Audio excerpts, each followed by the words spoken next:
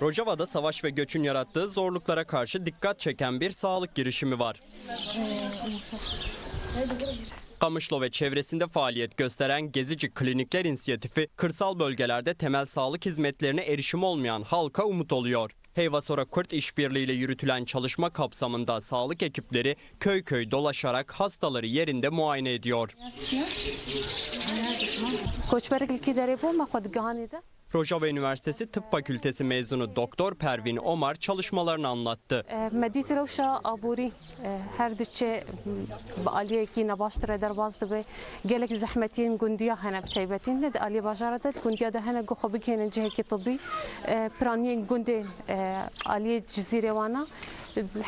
باجار ديترجي براني جوندا نمستوصف هاي نجي نقطة كي هاي نجي تختارك الورها ما خواست ام في آلي ام بقرن ام بغطينا امها بنافي هاي باصورشي في بروجي ام كاردك.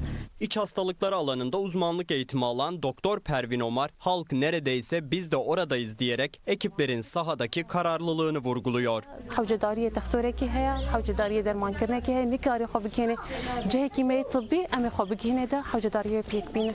Heyvasora Kurd'un veri bölümünde görev yapan Mona Aswet ise sadece sağlık hizmeti vermediklerini, halkı bilinçlendirme çalışmaları yaptıklarını da söyledi. جونزان إما هيفاسوريا كردي منظمات إنسانية دسبيكي بروشورات إيه جرب شو نخش يا جربت طبعا وكونزان يعني انتشار دبا يقمل لاشمانيا وأم خدمات هيفاسوريا كردي تعرض الملت أم جوار دبيجن.